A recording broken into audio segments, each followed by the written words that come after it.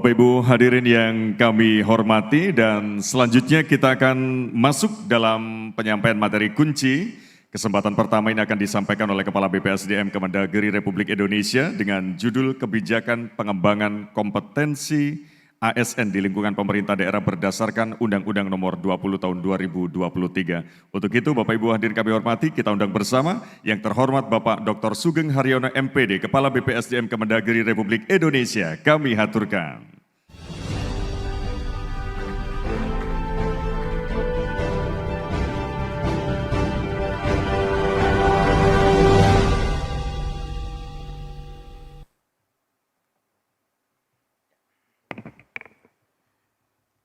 Baik, terima kasih atas waktu yang diberikan. Assalamualaikum warahmatullahi wabarakatuh.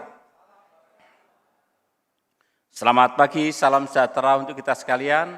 Shalom, Om Swastiastu, Namo Buddhaya, salam kebajikan dan salam sehat untuk kita semua. Saya hormati Pak Asisten, Pak Jazuli. Saya hormati Kepala BPSDM.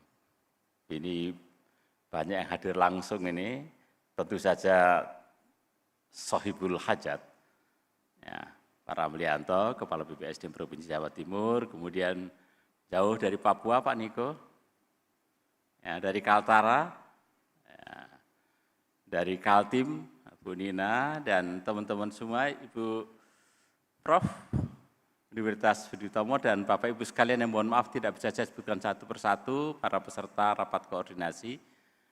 Pertama-tama saya sampaikan permohonan maaf tadi 8:30 Pak Ramli dari hotel, tapi saya pikir yang macet hanya Jakarta, menghindari Jakarta ternyata kena macetnya di Surabaya. Tapi mohon maaf saya tidak punya banyak pantun seperti Pak Jazuli tadi.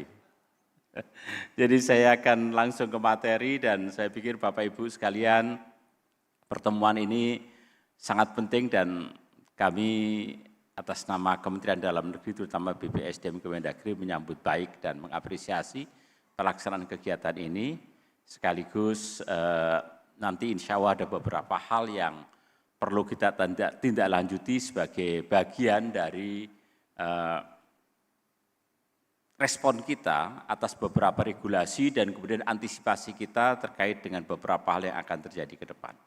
Bapak Ibu sekalian, saya akan memulainya dengan legal standing atau kenapa berdiri yang namanya BPSDM, alasan berdirinya kelembagaan kita yang namanya BPSDM. Di dalam Undang-Undang Nomor 23 Tahun 2014 tentang pemerintahan daerah yang kemudian dijabarkan salah satunya ke dalam PP Nomor 18 Tahun 2016 tentang perangkat daerah. Kalau kita lihat di sana ada 6 kualifikasi kelembagaan perangkat daerah, terutama di kabupaten kota, kalau di provinsi hanya 5. Mulai dari sekretariat daerah, sekretariat DPRD, inspektorat, badan, dinas, dan kecamatan. Di provinsi tidak ada kecamatan, jadi ada 5. Kita beri tanda badan dulu, karena kita bicara organisasi kita namanya badan. Badan ini menangani mulai dari aspek kepegawaian, perencanaan, keuangan, diklat, dan litbang. Bisa berdiri sendiri, bisa bergabung. Kemudian fokus lagi kita sebut BKP SDM di kabupaten kota, di provinsi BPSDM. Meskipun provinsi juga kena menggunakan nomenklatur lain.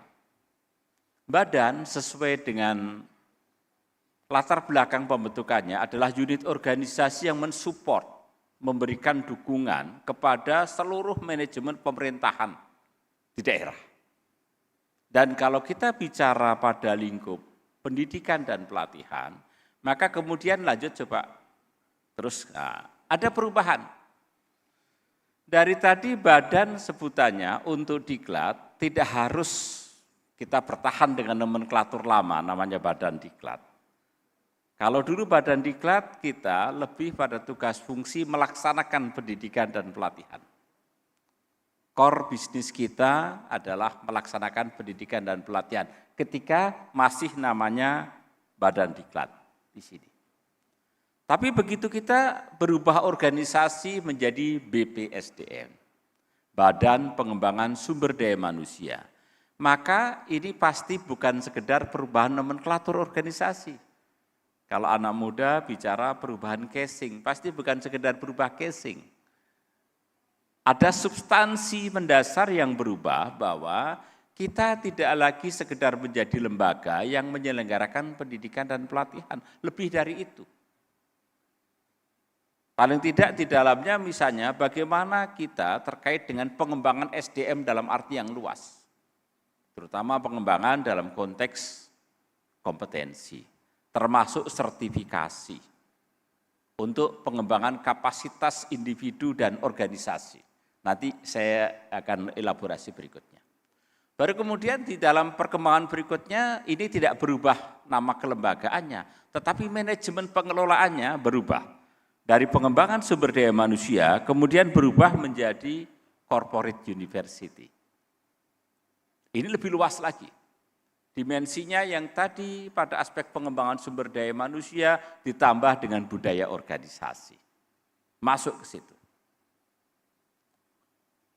Perubahan-perubahan ini tentu saja kemudian mendorong kita untuk beradaptasi dengan cara kerja yang baru dalam mengelola BPSDM baik di Jawa Timur maupun di daerah Bapak Ibu. Ini ada hadir dari Papua, mestinya juga dari Maluku, dari wilayah Sulawesi, dari Kalimantan, Bali, NTT juga hadir ya, NTT NTB. Ya, wilayah timur nih Pak Ramli informasikan. Perubahan-perubahan inilah yang akan kita lihat nanti konsekuensinya seperti apa. Maka kita mulai dari titik tengah kita, BPSDM yang kemudian pola kerja kita adalah penerapannya kepada corporate university. Bukan berarti organisasi BPSDM akan berubah menjadi corporate, tidak. Corporate university lebih kepada bagaimana cara kita bekerja, bagaimana manajemen kita. Yang tentu saja cakupannya menjadi lebih luas karena kita dikaitkan kemudian misalnya dengan budaya organisasi. Lanjut. Ya, contoh saja seperti ini. Pola pembelajaran kita tidak lagi 100% di kelas. Apalagi kalau Bapak Ibu hampir 3 tahun kemarin kita merespon pandemi dunia yang juga terjadi di negara kita, COVID-19. Bagaimana belajar tidak selalu 100% sebagai sumber pembelajaran adalah, tadi Pak Jajuli mengatakan widya iswara, guru, dosen, narasumber, coach, mentor, dan seterusnya. Dengan segala istilahnya. Penggunaan mulai dari bagaimana pengalaman orang, ada tacit knowledge. Bagaimana setiap orang sudah dibekali dengan seperangkat pengetahuan, pengalaman yang sudah melekat sedemikian rupa. Itu harus digunakan. Tidak sekedar, tadi kalau istilah Pak Jazuli kan kita ingin tidak sekedar memberikan kecerdasan intelektual. Kita tidak sekedar berharap ASN itu pintar, cerdas, tapi juga punya kecerdasan emosional, kecerdasan spiritual. Tadi ditambahkan lagi apa? Kemampuan untuk menghadapi turbulensi, ya, kemampuan untuk tidak mudah jatuh, tidak mudah patah. Ini kemampuan-kemampuan seperti ini bisa ditransfer melalui, tadi tidak sekedar kita mentransfer ke pengetahuan. Maka dimensi lebih luas. Inilah pola pembelajaran yang juga harus berubah antara komponen yang sepenuhnya mengandalkan kepada kemampuan, kapabilitas yang dikuasai kepada seorang narasumber dengan ada pengalaman, mengeksplor kemampuan untuk berinteraksi dan seterusnya. Ya, saya yakin Bapak Ibu memahami pola pikir ini. Ya. Izin tadi saya mengatakan dari Badan Diklat kemudian ke BPSDM. Ini sebagai contoh gambaran yang semula kita pada aspek nomor 3 yang paling bawah inilah core bisnis kita, pelaksanaan pendidikan dan pelatihan, maka mestinya sekarang kita mulai mendeteksi apa yang dibutuhkan oleh setiap pejabat, apa yang dibutuhkan oleh setiap organisasi. Organisasi kita yang paling luas ya Pemda kita, Pemda Provinsi, Kabupaten, Kota, bicara organisasi negara. Karena kita bicara di tingkat daerah, maka kita bicara katakanlah Pemda, kemudian masing-masing OPD, masing-masing jabatan di OPD. Kita mesti bersama-sama dengan mereka mendetek apa kebutuhan pembelajaran bagi mereka. Kita bukan menentukan dari belakang meja, tahun depan yang dibutuhkan oleh setiap ASN di Jawa Timur adalah ini. Untuk jabatan para kepala dinas yang dibutuhkan ini. Ini versi kita perunsur perencanaan yang bekerja dari belakang meja. Dengan pola kita untuk memahami apa kebutuhan pembelajaran, maka mestinya pihak customer, klien, OPD, mitra kerja kita, bersama-sama dengan kita identifikasi kebutuhan pembelajarannya. Dan ini langkah yang harus kita lakukan sebelum nanti kita menentukan program kerja kita per tahun anggaran. Apalagi banyak hal yang berubah, yang kemudian pasti kebutuhannya juga berubah. Baru setelah itu kita melangkah ke langkah yang kedua, masuk kepada instructional development. Saya pernah nyatakan juga di ruangan ini, tapi izin untuk saya mengulang kembali, karena praktek kita, mohon maaf kadang kita agak lompat ke langkah yang ketiga. Kita seringkali atau paling ke langkah dua, kemudian ketiga, langkah yang pertama yang kadang kita harus memulainya kembali dengan semua yang kita layani. Karena tadi legal standing BPSDM, legal standing Satker yang menangani pendidikan dan pelatihan adalah sebagai organisasi yang mensupport. Kita itu bukan unit lini, tapi kalau dalam organisasi unit staff. Kita itu mensupport semua unit organisasi, terutama misalnya dalam bentuk dinas. Termasuk tentu saja Setda, Setwan, Inspektorat, Kecamatan juga kita support sepenuhnya. Dan badan yang lain. Maka kita perlu paham apa kebutuhan mereka. Sebelum kemudian kita menentukan program kerja. Nanti baru kemudian saya akan sampaikan apa sih prioritas ke depan. Nah, apa yang kita lakukan dengan melompat ke langkah ketiga, maka seringkali kita membuat program kerja yang lebih sifatnya generik. Yang dibutuhkan seolah-olah semuanya sama, sehingga kita punya program yang generik. Berlaku untuk semua OPD, berlaku untuk semua pejabat. Sehingga kalau mau jujur, anggaran kita misalnya terkonsentrasi atau banyak digunakan untuk kompetensi manajerial. Karena kalau itu sangat generik. PKN 1 untuk ini belum lama kami mendapatkan surat cinta. Ya. Pemetaan pejabat di kementerian dan lembaga termasuk di Kemendagri mana yang belum ikut PKN. Pasti Pak Direktur juga paham. PKN 1, PKN 2, PKA, PKP, ya. PKN Pelatihan Kepemimpinan Nasional tingkat 1 untuk eselon 1 atau calon eselon 1, kemudian yang tingkat 2 untuk eselon 2 atau calon eselon 2, dan PKA untuk administrator, PKA untuk pengawas eselon 4. Itu sifatnya generik. Anggaran kita lebih banyak ke sana, apalagi nanti mulai tahun depan Latsar didaerahkan. Kami tahun terakhir, terutama bagi anak-anak IPDN, alumni praja IPDN yang ditempatkan di Pemda, sebelumnya dilatsarkan di BPSDM Kemendagri. Kami tahun ini kebagian sekitar 800-an orang, tapi begitu tahun depan setelah ditempatkan di daerah baru masing-masing Pemda. Ini generik. Semua membutuhkan itu, tapi begitu kita bicara kompetensi teknis, begitu kita bicara kompetensi sosial kultural, baru kita mulai ternyata tidak tepat untuk berpikir dengan cara-cara generik. Itu ketika training delivery, itulah mulai kita detect. Dan ini yang tadi saya sebut surat cinta itu ditujukan kepada kementerian lembaga. Ya, artinya dari ASN yang ada, mulai dari pejabat eselon 1 sampai dengan pelaksananya, sudah di mapping apa kebutuhan pembelajarannya. Baru kemudian kita evaluasi. Termasuk evaluasi di sini tidak sekedar kita mengevaluasi pelaksanaan pendidikan pelatihan, pelaksanaan BIMTEK, orientasi, dan seterusnya. Tetapi kita evaluasi kemanfaatannya. Paling enggak pada tataran outcome-nya. Setelah pulang mengikuti pendidikan dan pelatihan, meningkat tidak kinerja individu, kinerja jabatan, kinerja organisasi, dan totalitas entitas organisasi yang namanya pemerintah daerah.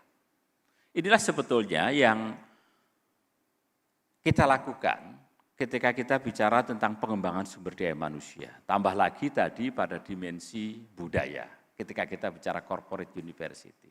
Bicara antisipasi ke depan, nanti saya akan sampaikan. Saya tidak akan menguraikan satu persatu, karena ini nanti lebih banyak substansi yang nanti kita bisa diskusikan saja aspeknya. Saya contohkan di sini. Atau langsung kita masuk di sini. Oke. Ya, di sini. Kita sudah punya visi dan misi nasional. Nah, di sini. Oke, ini. Ya, kita punya visi 2045. Tadi visi 2045 kita seringkali meringkas menjadi Indonesia Emas. Padahal kalau kita perluas visi itu rumusannya adalah seperti ini. Ya, ini. Negara Nusantara berdaulat, maju, dan berkelanjutan. Ini yang sudah ada di dalam RPJPN 2025-2045, yang insya Allah nanti akan muncul di dalam undang-undang. Visi kita itu, tapi kemudian di branding dengan satu kata yang mudah, Indonesia Emas. Kalau dielaborasi, visi negara kesatuan, negara Nusantara berdaulat, maju, dan berkelanjutan. Untuk mewujudkan visi ini, maka kemudian dielaborasi ke dalam sejumlah hal, katakanlah kita sebut, apakah ini namanya misi, tapi kalau kita bicara misinya di sini, ada 8 misi. Arah pembangunan ada 17, indikatornya ada 45, tapi untuk memudahkan, ini bahan resmi paparan dari Menteri PPN, Kepala Bappenas, dan kemudian para menteri juga menggunakan acuan ini, karena acuan ini sudah mencantumkan juga target yang tidak dituju. Dan nanti ada yang lebih rinci lagi, saya langsung ke angka 4. Salah satu indikator untuk menunjukkan bahwa visi kita terwujud, ya, tadi mulai negara Nusantara, berdaulat, berkelanjutan, apabila indeks daya saing sumber daya manusia itu meningkat. Baseline-nya adalah 2025, meskipun 2025 masih 1 tahun lagi, sudah diambil angka baseline. Karena RPJPN kita adalah 2025-2045. Maka angka rujukan kita adalah kinerja kita di 2025, yang nanti akan ketahuan di Desember 2025. Bayangkan sekarang kita masih bulan Februari 2024. Masih punya waktu hampir ya 20 bulan begitu ya, untuk sampai ke akhir 2025. Ya, 22 bulan bahkan. Tapi sudah ditentukan baseline-nya. Ya, baseline-nya di 2025 yang mengambil dari angka 2022 dan nanti akan direvisi lagi. Ya, 2025 seperti apa mestinya tercapai. Ya. Target di 2029 ini adalah akhir dari RPJMN kita yang pertama. Kita akan punya 4 kali RPJMN, ya. Kemudian daerah juga akan menyusun RPJPD, termasuk juga RPJMD, dengan menggunakan angka-angka acuan seperti ini. Dan di 2045, dikatakan visi tadi terwujud, yang Indonesia Emas atau dijabarkan dalam 3 kriteria tadi, ya, Nusantara, berdaulat, berkelanjutan, maka kita 0,73. Termasuk tentu saja banyak hal, bisa misalnya gunakan coba yang nomor 2 di Zoom, kemiskinan menuju 0% dan ketimpangan yang berkurang. Karena sekali lagi, BPSDM adalah organisasi yang memberikan supporting, mensupport terutama pada tataran kompetensi, kepemimpinan, budaya organisasi, dan seterusnya. Maka yang kita support adalah bagaimana capaian target kinerja ini bisa tercapai. Karena yang mencapai ini semua adalah manusia. Ini target ini di dalam dokumen perencanaan. Ini namanya Undang-Undang RPJPN. Yang kemudian nanti di daerah dalam bentuk Perda RPJPD. Dicuangkan kemudian jabarkan ke dalam RPJMN, ya, Perpres, kemudian di daerah dalam bentuk Perda RPJMD dan seterusnya. Di balik itu semua, yang bekerja, yang melakukan, yang betul-betul setiap hari memastikan tercapai, comply dengan target, dengan aturan, dengan regulasi adalah manusia. Apakah namanya ASN, non-ASN, maupun katakanlah kita ringkas menjadi pentahelix. Nanti saya ada di bagian paparan berikutnya kita sebut. 5 aktor. Siapapun yang menjadi bagian dari 5 aktor inilah bertugas untuk memastikan terwujud. Kita lihat kembali.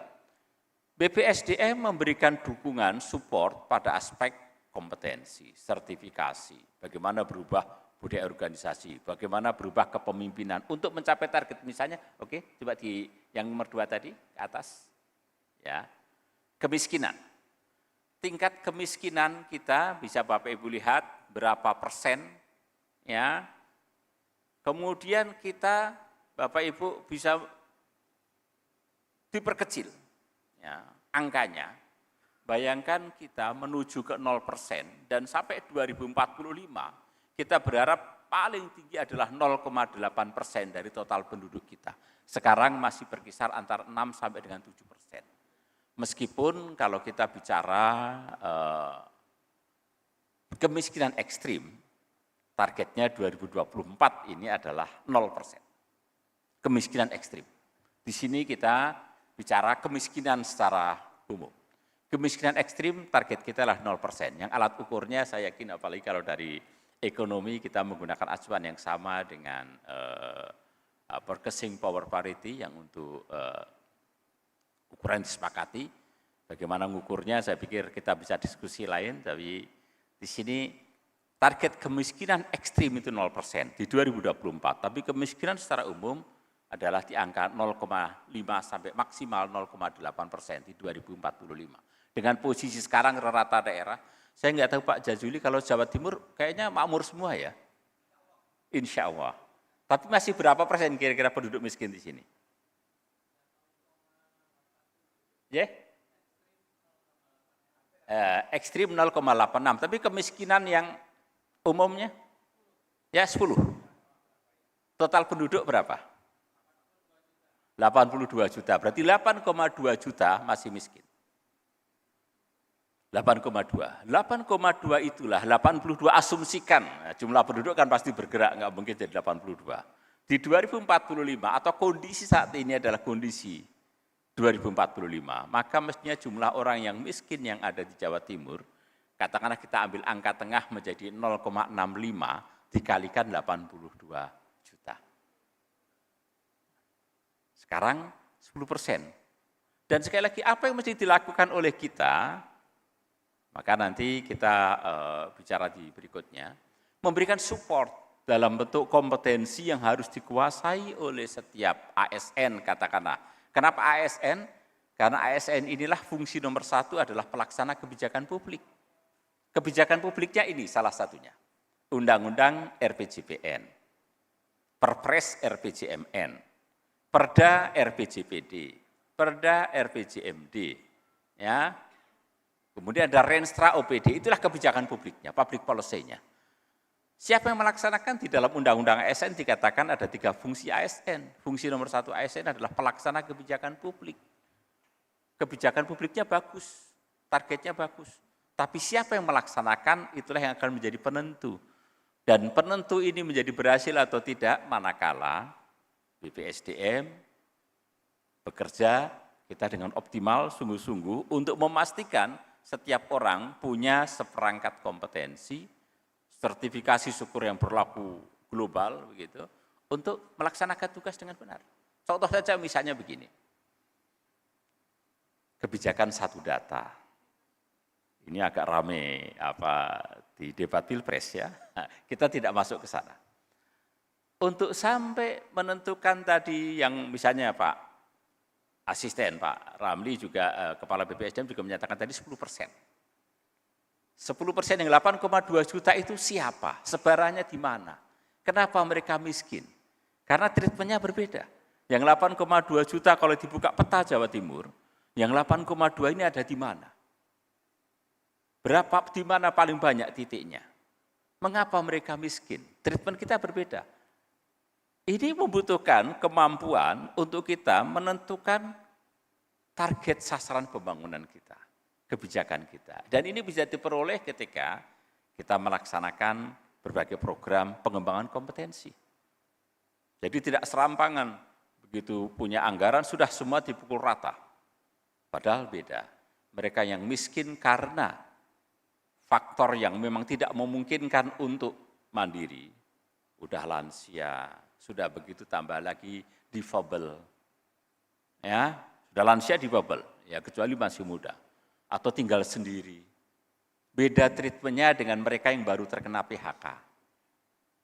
Beda treatmentnya dengan mereka yang punya pekerjaan tetapi pendapatannya rendah. Nah, disinilah ini bisa ditreatment melalui pendekatan pengembangan kompetensi. Tugas kita di sana, tentu saja semua bisa kita operasionalkan dengan cara berpikir seperti itu, sama semua termasuk kalau kita indeks untuk global power-nya kita berapa, ini semua bisa kita lakukan melalui pendekatan kompetensi. Misalnya sekarang nomor 5, ya, emisi gas rumah kaca menurun. Baru kalau dari sisi pengetahuan gas rumah kaca sendiri apa? Ya, emisi itu apa? Karbon itu apa? Sampai nanti bagaimana kebijakannya mesti dibuat, bagaimana wujud konkretnya, bagaimana menerapkan pajak karbon dan seterusnya. Ini panjang. Dan ini semua sekali lagi bisa kita dekati melalui aspek yang namanya pengembangan kompetensi. Yang menjadi core bisnis dari BPSDM. Maka dengan saya sampaikan tadi sejumlah angka, baik itu di baseline maupun 5 tahun ke depan, sampai dengan akhir dari, kalau sekarang 21 tahun yang akan datang, karena 2045. Ini dimaksudkan, sekali lagi, inilah tantangan kita. Maka tadi di langkah yang pertama kita perlu lakukan adalah analisis kebutuhan. Trend need assessment. Apa yang dibutuhkan bagi Pemda Jawa Timur untuk misalnya mencapai target emisi karbonnya 0. Bahkan kita diuntungkan dengan luasan lahan yang masih ada, yang masih punya hutan, bagaimana kita diuntungkan, apa yang dibutuhkan ke sana. SDM-nya seperti apa? Nah, ini contoh. Hal seperti inilah yang tadi dalam tahapan pengembangan kompetensi dimulai dari analisis kebutuhan. Organisasi nasional kita atau di daerah kita, Pemda Jawa Timur, per OPD, sama halnya dengan Bapak Ibu di Papua, di Sulawesi, di Kalimantan, ya, di Bali, NTB, NTT sama kita, di Maluku, termasuk semua di wilayah Indonesia, sama kita punya tantangan yang sama karena kita sudah diberikan target. Dan target ini bukan target dari pemerintah pusat, artinya hanya menjadi PR dari kementerian dan lembaga. Tapi target ini adalah target bagi semua pemerintah daerah, makanya RPJPN harus kemudian diturunkan dalam bentuk RPJPD. RPJMN diturunkan dalam bentuk RPJMD. Bapak Ibu, itulah terjawab kenapa tahun ini tinggal berapa hari tanggal 14 ini? Tinggal 8 hari ya, 1 minggu. Ya, sudah mulai agak turun, mulai landai ya. Karena kita sudah mau masuk suasana tenang menjelang hari H. Insya Allah 14 Februari kita akan melaksanakan pemilihan umum untuk memilih presiden dan wakil presiden. Tentu juga memilih anggota DPR, DPD, DPRD Provinsi, DPRD Kabupaten Kota. Yang ingin saya sampaikan adalah presiden yang terpilih nanti, kemudian pada bulan apa akan dilantik, nanti saya akan sampaikan tahap-tahapannya. Oktober akan dilantik. Ya, kemudian kabinetnya. Pada tahun ini juga, bulan apa kita pilkada nanti? Bulan November. November kan tanggal 27. Ini Pak Asisten di luar kepala ini. Ya. Kepala daerah, siapapun gubernur, bupati, wali kota, kita akan memilih berapa gubernur? Sekarang kita punya berapa provinsi? 38. Yang kita pilih? 37. Karena Yogyakarta kan beda, keistimewaan. Ya, baik. 37 gubernur dan wakil gubernur, kemudian 508 bupati dan wali kota. 98 wali kota dan wakil wali kota, sisanya adalah bupati. Ya, yang 6 enggak dipilih yang di DKI. Ya, karena itu wilayah administratif. Para kepala daerah yang 27 November nanti dipilih, insya Allah kita lihat nanti, katakanlah pelantikannya di bulan Januari. Tapi kan semua serba mungkin, misalnya naik ke MK, apakah nanti unsur keserentakan seperti apa? Oke, kita kesampaikan itu. Tetapi jarak waktu antara pelantikan presiden dengan kepala daerah terpilih, itu kalau dari atas kertas ya hanya sekitar 3-4 bulan, 3 bulan katakanlah. Maka presiden terpilih, kemudian untuk pertama kalinya nanti akan menetapkan RPJMN, penjabaran dari RPJMN. Kepala daerah terpilih sesuai Undang-Undang Pemerintahan Daerah 23/2014, 6 bulan setelah dilantik sudah harus menetapkan Perda RPJMD. Berarti katakanlah ambil 6 bulan, itu argo yang paling lama, berarti bulan 2 tambah 6, berarti bulan 8. Tidak sampai setahun jaraknya. Ya, antara presiden setelah dilantik dengan kepala daerah sudah punya RPJMD. Disinilah target ini sekali lagi bukan hanya targetnya kementerian dan lembaga, termasuk pemangku kepentingan di tingkat pusat. Tetapi target ini target dari semua pemerintah daerah, dari kita semua yang hadir di ruangan ini. Kalau di RPJPN, zero emission, emisi nol, maka di Papua juga begitu. Di Kalimantan, Sulawesi, semua sama. Apalagi di sekitar Jakarta yang tentu saja lebih gampang untuk diamati, untuk dicek. Semua sama. Ini angka-angka ini sekali lagi tidak kita ingin dalamin satu persatu tidak, tetapi core bisnis kita kemudian adalah memastikan setiap ASN kemudian punya kompetensi, punya kemampuan, punya kapabilitas. Syukur dinyatakan kompeten untuk melaksanakan tugas dan fungsi dalam rangka masing-masing OPD ini punya target melaksanakan, mewujudkan target itu. Inilah yang kemudian kita harus intens bersama dengan semua OPD, apa yang dibutuhkan mereka. Ya, Dinas LH, ya, kehutanan di daerah terkait zero emission, kemudian dengan PU, pasti berbeda kebutuhannya dibandingkan misalnya dengan Dinas Ketenagakerjaan, Dinas Sosial, ya, atau Dinas Perindustrian terkait dengan aspek kemiskinan. Jadi disinilah treatment kita, tugas kita untuk memastikan, karena kita sekali lagi organisasi yang sifatnya memberikan support, organisasi yang memberikan dukungan. Kita bukan melaksanakan salah satu target ini, tapi kita mendukung, memastikan semua target tercapai. Melalui apa? ASN yang kompeten. Itulah beratnya kita bekerja di dalam tanda petik berat gitu ya, padahal di Pak Ramli enggak berat, di tangan Bu Nina enggak berat ini. Ya. Tangan Pak Ishak enggak berat. Ya, sama Pak Niko enggak berat. Karena kita harus mensupport semua hal yang dibutuhkan oleh semua OPD. Ya. Kita tidak hanya punya tanggung jawab bidang ketenagakerjaan, bagaimana mensupport semua urusan pemerintahan konkuren yang 32 itu yang kemudian dijabarkan dalam target-target ini bisa dilaksanakan. Melalui apa supportingnya? Penyediaan kompetensi, sertifikasi kompetensi, sampai menciptakan kultur kerja, budaya kerja yang support dengan itu. Inilah tugas kita. Maka izin kalau tadi saya mengawali paparan dengan legal standing, saya maksudkan untuk mengingatkan kita semua bahwa keberadaan organisasi kita yang namanya BPSDM atau sebutan lain adalah dimaksudkan di dalam undang-undang pemerintah adalah memberikan support. Ya. Oke. Ya. Sini. Ini sebagai contoh, ini gambaran existing. Ya.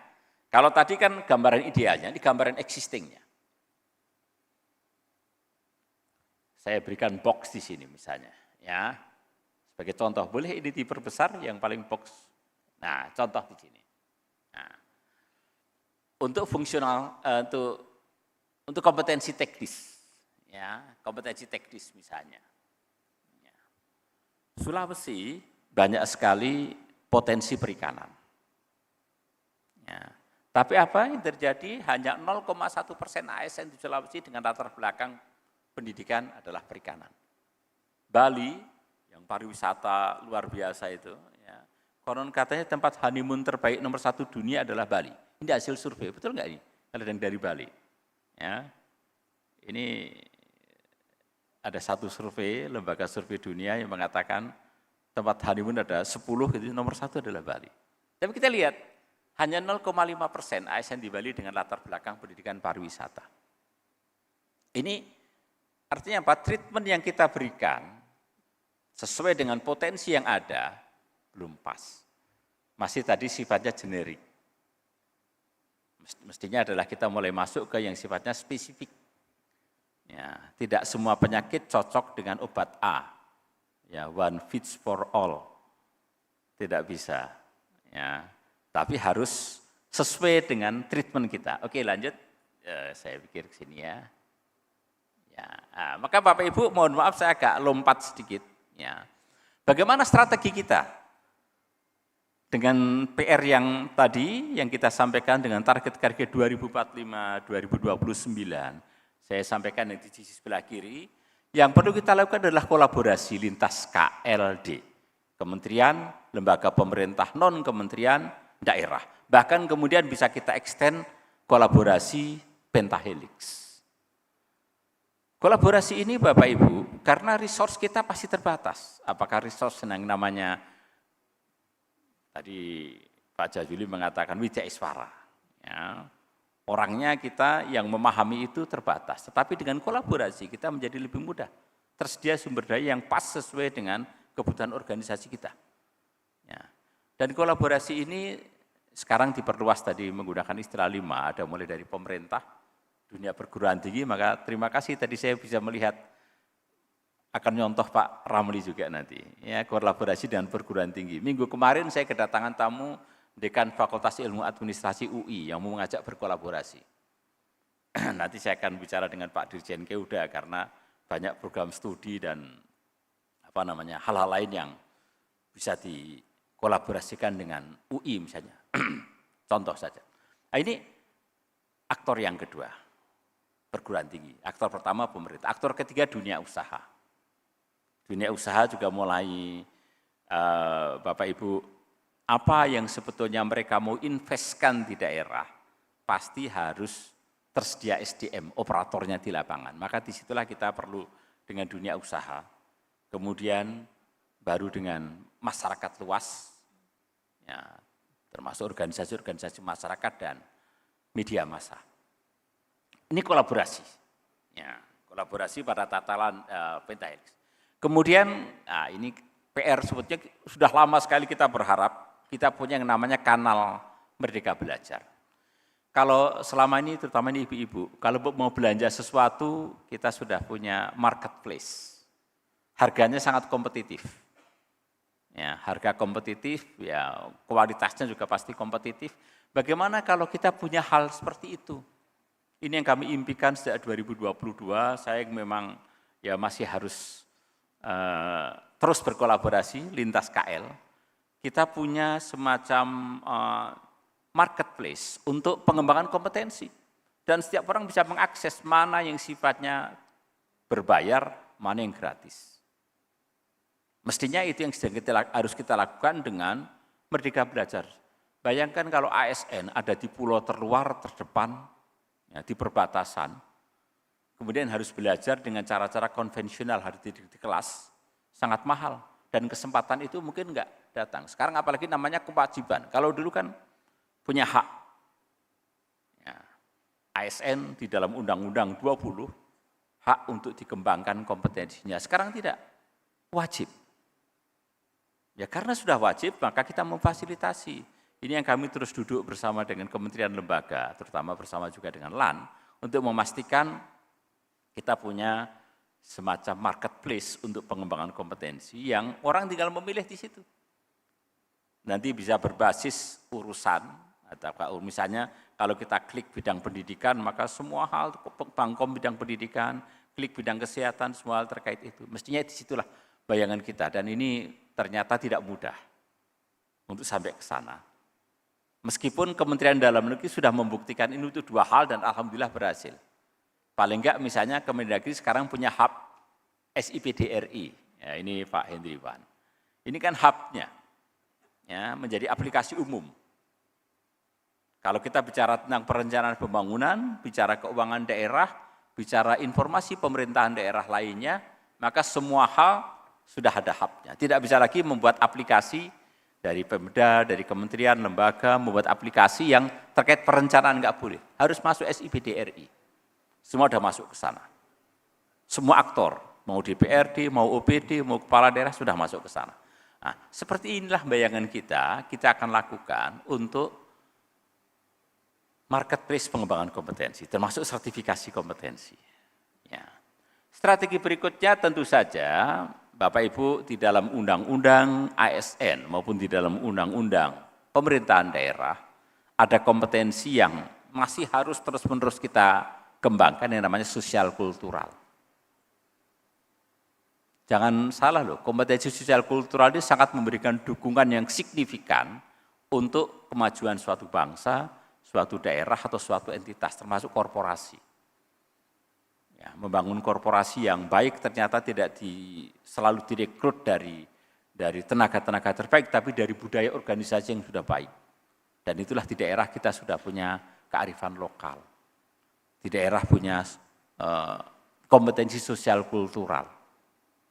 Ya, ini yang masih menjadi PR kita untuk terus kita kembangkan dan kita mestinya laksanakan. Dan karena ini variasinya tinggi, ini nggak bisa generik. Baru kemudian tentu saja yang tadi kami sampaikan terkait dengan siklus, terutama 4 siklus tadi, ini yang kami ingatkan. Dari sini Bapak Ibu kami ingin mengingatkan adanya sejumlah isu strategis ke depan yang harus kita jawab melalui berbagai pendekatan kolaborasi maupun pendekatan untuk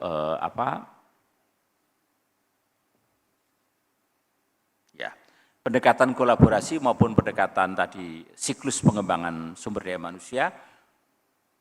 Saya cantumkan sejumlah hal, tapi yang terakhir misalnya ada Undang-Undang HKPD, yang semangatnya adalah bagaimana pemerintah daerah punya kapasitas untuk pendapatannya meningkat, tidak hanya bergantung kepada alokasi dari pemerintah pusat. Misalnya apa? Penguatan BUMD. Maka Alhamdulillah kami tahun 2023 kemarin Pak Jayudin, Bapak Ibu sekalian, sudah bisa melaksanakan pelatihan untuk para komisaris BUMD. Dan kita berharap semua BUMD di Jawa Timur, kabupaten, kota semuanya sehat.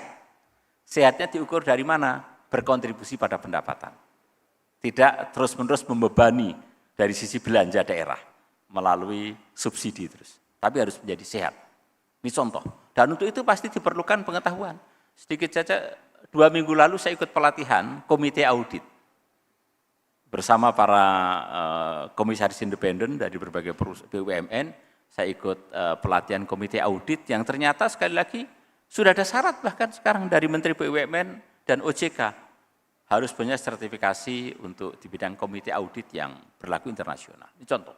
Dan beberapa hal regulasi lainnya yang saya tidak ingin sampaikan, tetapi inilah yang sudah ada target-target di dalam regulasi itu. Terakhir saya ingin sampaikan di sini, ada 7 hal, oke, kalau ini tadi sudah sampaikan, terus di sini aja. Yang 7 tadi? Ya, baik. Prioritas kita di 2024 dan 2025, ini bagian terakhir. Yang pertama adalah bahwa setelah selesai pelaksanaan pemilu untuk memilih terutama anggota DPRD Kabupaten, Kota, dan Provinsi, maka kita tadi sebagai unit organisasi mensupport BPSDM Provinsi diperintahkan untuk melaksanakan orientasi pengenalan tugas bagi anggota DPRD Kabupaten Kota di wilayah kerjanya.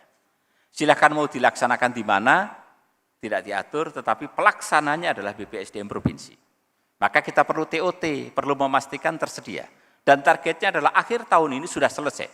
Semua orientasi pengenalan tugas. Bayangkan Pak Ramli ini akan sangat sibuk karena jumlah kabupaten kota di sini berapa harus tuntas kita berharap. Ya, termasuk Jawa Tengah. Kalau mungkin Papua ya sudah lumayan sekarang. Pak Niko Papua sudah dipecah yang dengan Papua yang di UB. Ini orientasi pengenalan tugas. Tahun depan mereka kan sudah mulai masuk ke orientasi pendalaman tugasnya. Dan silakan dari BPSDM Provinsi karena nanti rekomendasi pun melalui BPSDM Provinsi, bahkan yang BPSDM Provinsi yang memberikan rekomnya, kalau yang melaksanakan kabupaten kota. Ya. Kemudian tadi karena kita akan menyusun RPG, PD, RPG, MD, Renstra, maka kita memastikan tenaga yang menyusun ini tersedia. Kemudian kita punya tugas juga untuk bagaimana yang 3 tahun terakhir sudah selesai penyetaraan jabatan. Termasuk yang in passing ke dalam jabatan-jabatan fungsional. Dan kami menitip terutama untuk jabatan fungsional binaan Kementerian Dalam Negeri. Ada 7. Untuk mulai kita sentuh pengembangan kompetensinya sampai dengan sertifikasi kompetensi. Pengawas pemerintahan di inspektorat, Satpol PP, pemadam kebakaran, analis kebakaran, operator sistem informasi administrasi kependudukan di Dinas Dukcapil, administrator database kependudukan, dan peranata perizinan di DPMPTSP.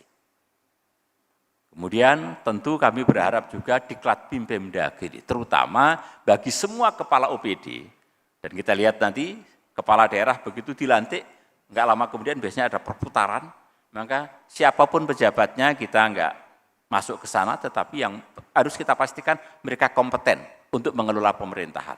Maka kita perlu diklat pimpinan pemerintahan dalam negeri, kompetensi pemerintahan.